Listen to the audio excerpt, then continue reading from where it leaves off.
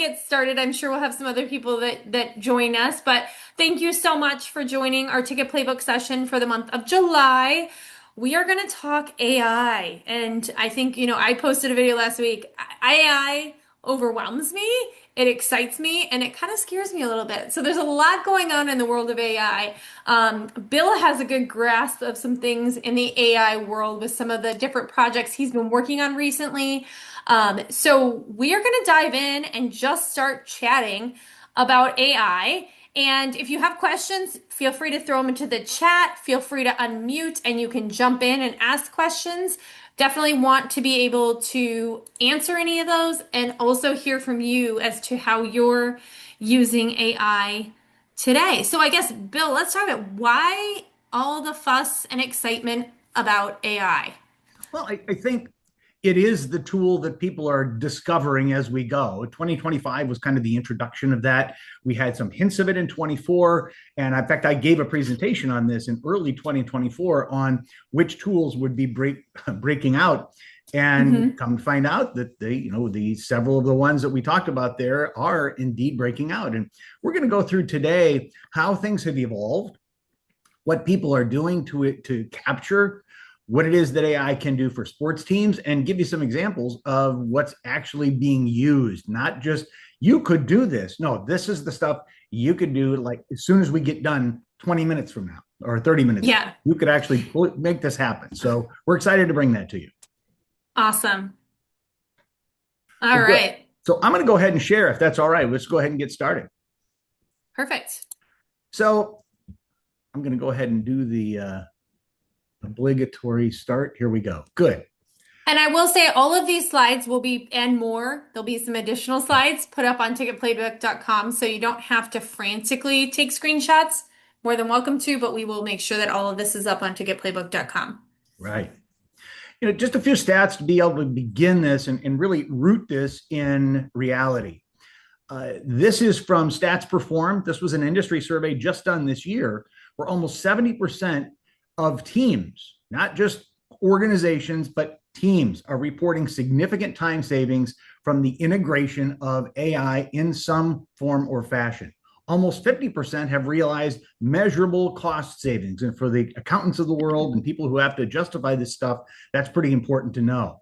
And nearly 40% are producing huge volumes of content with this. And this is really where it comes and it really shines when you've got to do content over and over again with some of the replays and the highlights from your teams.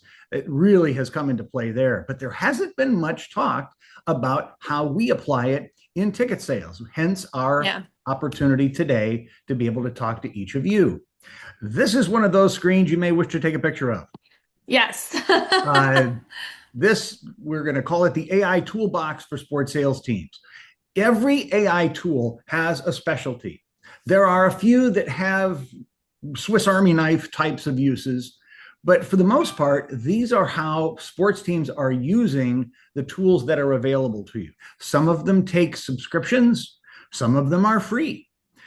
Some of them require integration with the CRM or something else that you're using. And so it requires a little bit of thought before you jump into a few of these because there's a lot to think about. But as you look at these 8 blocks, the writing and outreach block includes the names you're probably familiar with, Claude and ChatGPT and Copilot, which is the Google Copilot. Jasper is one you may not have heard of, but is very powerful marketing tool. In fact, it's one that I use fairly often for marketing copy. And then Grammarly, you've probably seen regular commercials for Grammarly. It's just making sure that you spell right and you come across properly. But there are fan data things as well that can be used within CRMs. Many of you are familiar with Stellar Algo and Fan Compass. There are many deals are done on the league-wide basis with both of those to be able to, and we'd love to hear some use examples from either of those that are here on the call today. In fact, maybe we ask right now, Denise, if there are some of those use examples from either of those 5 that we've talked about so far. Yeah, what are you using? And you can unmute if you want, or type into the chat. What are you using of those ones that we've already spoken, and how are you using them? Like, what are they helping you with? Anyone? I can say I use ChatGPT a ton. with creating copy, language, all of those types of things. Go ahead, Patricia. We use Copilot. It's integrated through our team system. So I actually just used it to post a LinkedIn post Awesome. today. So we use that. I use that a lot for emails, posts, things along those lines. Awesome. That's Dana, you good. said ChatGPT and Grammarly. Are you using that for emails, outreach? How are you using that? I use Grammarly quite a bit when I'm doing the emails just to make sure that everything is polished. Awesome. Yeah, I could use some of that too. It's like having your English teacher in sixth grade right next to you, and she won't wrap your knuckles if you get it wrong. Yes. Go ahead, I Sarah. actually use Grammarly. I've just been using that for a couple of years now, just on a personal level, but have used it for work as well. I've started to use ChatGPT a little bit more, but actually, like one of the main hopes of coming to this today is to learn more ways of how I can be utilizing it because I'd rather, use the tool than not know what's out there. You bet. Yeah, absolutely. We use ChatGPT for a lot of our images too. So like the image for this discussion session was created through ChatGPT. So is the image for our next month session. So we definitely use it for a lot of things. So yeah, Andy, Claude. I know Kayla's on the call from our team, and I know she likes Claude a lot too. Andy says he has enjoyed that as well. And Andy, I second that. I'm a big Claude user and love it. So there are so many other tools here. Denise, why don't we go through the other boxes and see if we have any other use cases that we might be able to bring out? Absolutely. With the selling and ticketing side, Jump is one that either you have heard of or you've not. This is something that really gets involved. You got to really buy into this. So don't just you can't just jump in a little. You got to jump in a lot. But it gives incredible fan intelligence about purchase propensity and things that they've done that might lead to a purchase. It's almost scary as to what that can bring. Satisfy Labs has other scary implementations, but it does give you the kinds of background data that will help you decide to sell. And then pricing engines, of course, we probably aren't here on the call with anyone doing any pricing models, but certainly AI has helped in being able to retrofit some of these weather issues and pitcher issues from baseball to be able to dynamically price teams and do it right. And just do it with a touch of a button saying, what should this price be for the entire ballpark? And it all goes at one time, which is pretty incredible. Some of the things that are used on calls like this, you may already be using Otter, which is a transcription device. Zoom has its own built-in AI transcriber. And then Gong, which is a very large-scale call coaching program that's really an enterprise sort of a system, be able to big multiple companies, like large multinational companies, to be able to get out and to help them coach. But that's one of the other ways in which AI is helping. Any other examples of those two that we could perhaps ask, Denise? Yeah, I was gonna say, I know our CEO Emmanuel uses a tool called Granola that he ties to meetings and takes all of his notes so he can go back and search through all of that. He has connected that. He's very techie, so he's connected that to ChatGPT, so he can literally type into ChatGPT and reference his Granola and ask, "Hey, we were on a meeting 3 weeks ago with XYZ client. What did we say was the follow-up steps?" And it literally will spit out exactly what he wants. So I think some of the magic too comes when you can connect some of these two. That's probably AI 2.0. Some of us, we're not necessarily there, but that's one other example. Any other examples from those? Are people using Satisfy Labs? Are you using the Zoom AI companion? Ooh, we got some opportunities here. Yes, we do. All Well, right. I'm going to go through the last four, and then we'll see if anything goes on. And then we've got some other content that we want to be sure to get to. We've got a hard stop at the bottom of the hour, so I want to be sure to get all that in. From a design standpoint, from doing PowerPoint decks or whatever type of decks you do, Canva has an amazing engine called Magic Studio, which creates incredible sorts of things. I used Claude to make this, And so just to give you an idea as to how these things can happen, it's really easy to do. Gamma and Microsoft Designer are also very, very good presentation AI programs to be able to get you the types of things that really make you look professional without having to spend hours to figure out what graphics you ought to use and how it ought to look. The content, this is not for anyone probably here on the screen, because this is more the marketing department and the people that are putting out content from your games. But WSC Sports, if you are not using this, you need to tell people in your marketing department. This thing can put together multiple highlight clips in an instant. And they're currently working with a lot of different teams, but not all of them. It may be something to look into.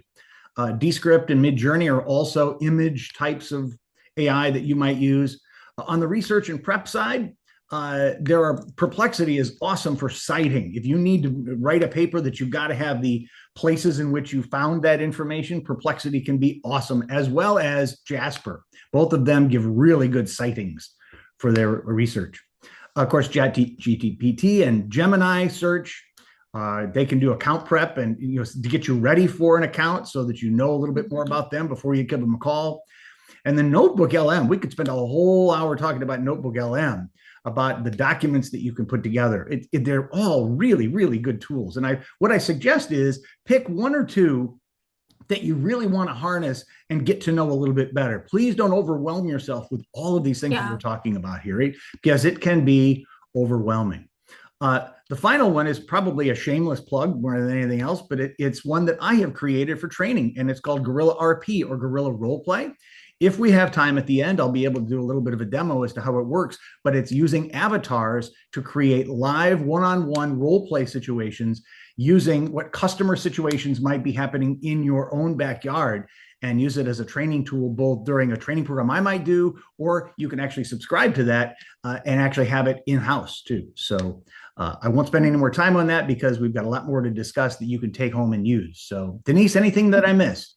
No, I was just going to say, I think to your point of being overwhelmed by all the different options that are out there, and you say pick one or two, I think it's really important to think about, and this is where I would think of starting, is like, where are my weaknesses? And find AI tools that can help with your weaknesses, whether that is Grammarly. Maybe you need some help with, grammar and making sure things are written correctly. Maybe it's you don't very good about taking notes in meetings. Like, I'm a old school. I always have a notebook. I'm always taking notes. I have years worth of notebooks. So to me, that's not as important. Yep, you are too. Not as important, where other things are more important. So I think find either areas of weakness or things that are taking you a lot of time, and choose those areas and those types of tools to be your first steps forward. Great point. Yeah, it says on the very bottom, pick the job, whatever you need to do, and then pick the tool that you best can fit whatever it is that you need to accomplish. So very cool. Excellent. Perfect. Well, let's talk about prompts, because in AI, prompts are the key. This is what drives the engine. This is the kind of fuel that you put inside this engine of yours. And you can put in really low-grade fuel that doesn't give you much output, or you could put rocket fuel in that gives you an amazing boost in productivity and in the answers. And so we're going to give you some prompts you can actually plug in right away to some of these tools. In fact, many of these tools, to be able to use this all the time. There is a formula to each of these prompts, and it works like this. To first tell the AI who it's going to be. You are a sports ticket sales coach. You are a customer. You are a person who sells sports tickets. So you want to give it a role, almost like you're giving it a theatrical sort of a role. The context then is next. What's the real world? What is it that's going on that would be helpful for the AI to give you a more complete answer to the question you're about to ask? The task becomes third, asking for something specific. I want 3 voicemail scripts under 20 seconds each. I want an opening line that allows me to sound non-salesy, whatever it is you're looking for. And then talk about how you want that to be dictated. What sort of output? You want one that's curiosity-based? You want one that's value-based? And what format would you like it in? Do you want it in Microsoft Word? Do you want to have something come back to you in PowerPoint? Whatever it is that you want. But those 4 layers is the 4 kind of compartments of every prompt that works. And Denise, I know you've used it. Is this similar to what you have used in the past? 100%, because you can go in circles if you're not giving the right prompt, because you're like, no, wait, that's not exactly what I want, or that's not speaking to the right person. So yes, role, context, task, and format, and being very specific, is definitely going to help you get what you want the first time and not have to go back and forth, kind of like having an argument or a conversation with your AI tool. Well, No. let's look at some actual specific things that you can use. We're going to have actually 3 different categories. We got Sell Smarter first. We got 5 different examples of this. This I call the email autopsy. And what this does is it allows for an AI to listen to or to look at a renewal email or whatever it is you're giving them and critique it before it goes out. What's working, what sounds like blah, blah, blah, every other team's email, and what a top 10% rep would change. This is where you're giving it that role. And then rewrite it in under 120 words with a stronger opening line. And it will give you this stuff. As long as you ask for it in a way that promotes what it is specifically that you're looking for, you're going to get it. Thoughts on that, Denise? I know we've got 15 No, minutes. I love this because I think what's really important is that giving AI some taste of you and your tone and how you talk is really important, because the worst thing that you can do is say, hey, draft me an email, and they're going to draft you an email that's going to use words that you would never use. It won't sound like you. And then you're losing the point of how you can leverage AI to be better. If AI was just going to write all your emails, then you wouldn't necessarily be there. So I think it's really important to give it some context of how you write and an example. Yeah. Here's 3 voicemails and 3 angles. We hate to rate the same voicemail again and again and again, and they're hearing the same thing. So you might ask AI, I'm a ticket rep calling a season ticket holder whose attendance dropped from 28 games to 10 last season. Write me 3 different voicemail scripts under 20 seconds each. One that's got some curiosity in it, one that's got value in it, and one that's relationship based, not just checking in to see what's happening. And you can even get more specific with that if you want. If you want to talk a little bit more about, include X, Y, or Z, if there's a nugget that you want to include with regard to your team and what it is that they can have with the renewal if they choose to act before July 15th or something. Yeah, perfect. Cool. Ooh, the hidden group market. Who doesn't want to find a group that hasn't been to a game in a while and it would be a big sell for you? Here's one of those. I sell group tickets for a minor league baseball team in blank. List 25 local organization types that book group outings beyond the obvious schools and churches, ranked by likely group size. For the top 5, tell me who the decision maker title usually is and what their buying season looks like. And by buying season, that would mean season to you to buy tickets, not for their season. So it's like, jewelry would be Christmas. Well, no, that's not what we're talking about. It's the season for them to have an outing. Denise, you're a big groups person. Thoughts on this? This is fantastic. I think it also, saying unlike the obvious, like what are the ones that I am not thinking, the non-traditional groups that are out there. I think that's where this is going to be able to, your brain may have a block. This is what can open up some ideas. And to be honest, whatever is given back to you may open up other ideas that you never even thought of yourself. And I think this is also a place too where it's like, okay, go deeper. What's the next 25? What's the next 25? So you can continue to get even more niche as you go. Absolutely. I would even do another element of going deeper. If you get one that's really juicy for you, I might ask, you are me, an ace ticket seller for XYZ team. How would you go about contacting this person? What are the words that you might use, and what elements of this would be appropriate for me to ask because of what I know about this community or this person or this organization? So you can get all sorts of depth with regard to that and save yourself a lot of hassle. So good. 100%. Okay. So public information is out there. We just have to put it into a call plan. Who owns the budget? Where we ought to reference it? Why it fits? Interestingly, the research is proven that only 7% of people actually do this. And you can do it in 2 minutes or less. Here's how it works. Here's a company's LinkedIn page and recent news. I mean, sometimes you don't even need to put the news in. Just say, go find the news. Yeah. Give me a pre-call brief, what they do, 3 recent developments I could reference, who likely owns employee outing or client entertainment budgets, and 1 non-obvious reason that a sweet night would fit their business. And you notice we keep going on this non-obvious kick. Gang, if we're in the top 5 and we're always going to be calling the top 5 markets for group sales, we're not getting beyond any growth that we might see that AI can really help us to accomplish. Denise? Yeah, no, I think that being able to be prepared and having that knowledge, but not spending, I mean, I used to spend half an hour prepping for a call sometimes, depending on how big the organization was. So to be able to do it in 2 minutes, like this is game changer. So you should be able to get out and touch more people. And I think what you can do after this, if this call goes really well, you can go back and say, my call went really well.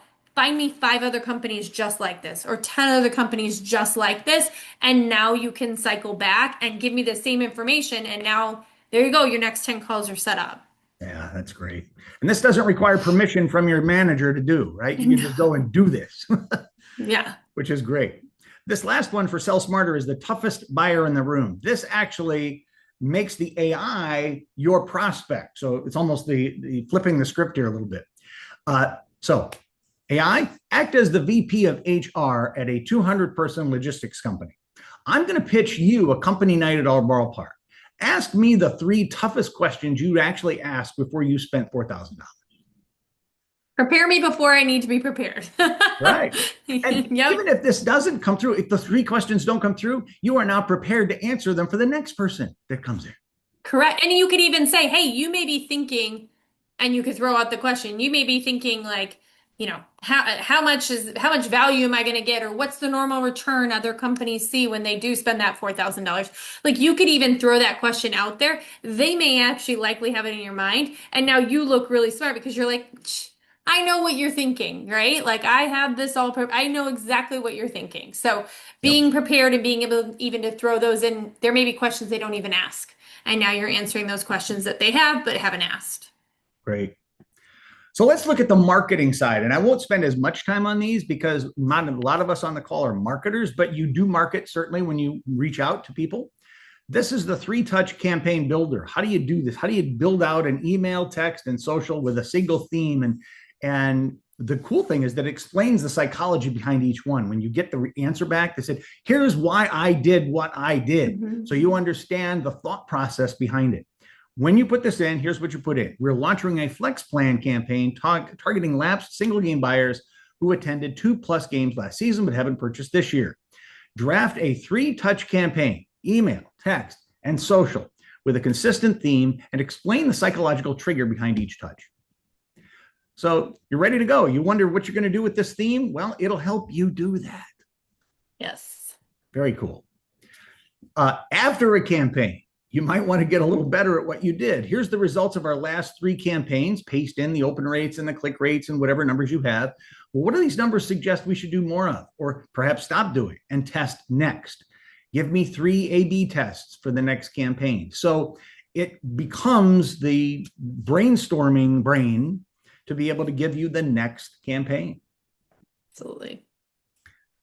Okay, so this is the risk that you might have for people to renew or not to renew. Here's a spreadsheet of our season ticket accounts with games attended, tickets resold, and tenure, how long they've been with us. Identify which accounts show some renewal risk patterns. Explain what signal you use, and rank the top 20 accounts that a rep should call first or pay most attention to. How cool is that? Yeah, that's huge. Renewal being retention is obviously going to be a very, very important thing as we go, no matter what. This is a great way in which to use that. Mm-hmm. Ooh, the midweek mystery. We all wonder, how in the world are we going to get better at this? Why don't we ask AI? Hey, AI, our Tuesday and Wednesday games suck. They average 38% capacity while our weekends hit 85%. If a family heavy market like us has a $14 average ticket, generate 10 hypotheses for how to close the midweek gap in sales and rank them by how inexpensively we could test each one. So you don't have to spend a ton of money and bring in, hey, a Sherman tank would be a great display to bring, but you can't do that. You don't have the budget to do that. Well, what can you do on a lower budget? Mm-hmm. Anything, Denise, so far? Or are we good? No, I think these are all fantastic, and I think when you talk about the renewal rates, I think you could also look and take that spreadsheet and say, okay, which ones are the most likely to renew, and how can we find more clients like that? What other clients would fit the bill? You could even upload your individual game buyers and ask them for, hey, which ones of these probably have a likely propensity to become a package holder? Who should we be calling first for some of our packages? Absolutely. There's one here in the marketing yet. One offer and 4 buyers is what this one's called. So literally, this is the same offer written differently for the different types of people that we talk to. Often we would send a single blast email to everybody. Well, we now know that everybody doesn't respond just as well as some others based on their needs. So here's the prompt. Rewrite this offer email 4 times for 4 different buyers. A young family with 2 kids under 10, a corporate client who has customers to entertain, a diehard 20-year fan, and a first-time buyer who came to one game on a free ticket. Keep the offer identical, change only what's emphasized. So you have this brilliant way in which to market this, then to segment it to be able to get there. And we're going to stop there in terms of the slides because I want to be able to answer questions if anybody has them. And I want to be cognizant of Denise's time too, and everyone else is here. But maybe we should open up for questions, Denise. Yeah. What kinds of questions do you guys have about AI, tools that you're using or tools other teams are using?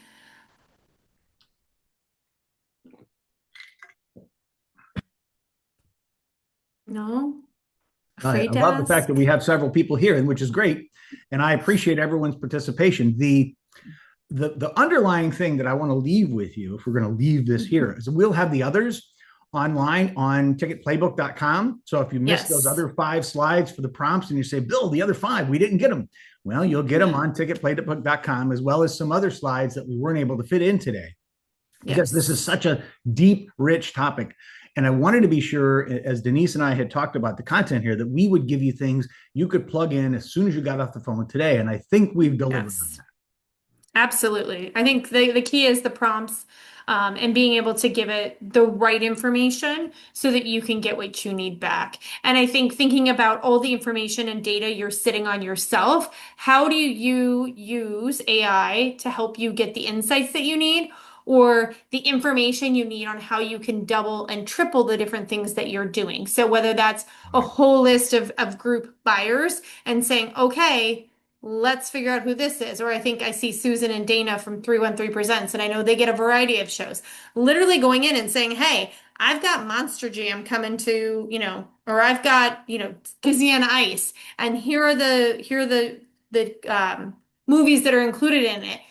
Other than traditional schools and churches and daycare, like, who else should I be targeting for this? Who else would want to tie into it? So I think there's some interesting things that you could push out based on the different things that are happening. Indeed. And if I may, at the very end here, Denise, put in the Gorilla RP. Yes, if absolutely. someone would like to Please. talk to me, you're welcome to put in the chat RP, and we will be glad to get back to you with some additional information on how you can see a demo of this, where you can literally have realistic avatar role plays in your environment, whether in a live training situation or with people one-on-one. You can actually subscribe to this and have your people do it as sales meetings or one-on-one training with your interns, whoever it is that you want to have a better job of greeting people either by phone or in person. We've already used this with the White Sox and with the Atlanta Braves, both with stellar success, and happy to talk to you about that if you have interest. That's awesome. Yes, huge opportunity to be able to perfect your game before you get into the real action. All of our players practice. We need to too. That's right. So, all right. So awesome. Yeah, go ahead and put that in the information thing. And thank you, Andy. You're sweet. And I had a chance to talk to your son the other day. He's going to be killing it in the world that he's in. So it was great to have him. I appreciate that, Bill, very much. You bet. Awesome. I hope he's using it. He is, I'm sure. That's great. Hey, thanks everybody. Denise? Yes, we'll be back next month, August 12th. We'll be talking how do you sell against the secondary market. So make sure you join that. Registration will be up later today on ticketplaybook.com. And if you're a Spinzo client, you'll see it on the back end dashboard, and we'll be promoting it everywhere. So thank you, everyone. Have a great rest of July, and we will talk soon. Thanks, everyone. Take care. Thanks for joining on the road, Garrett.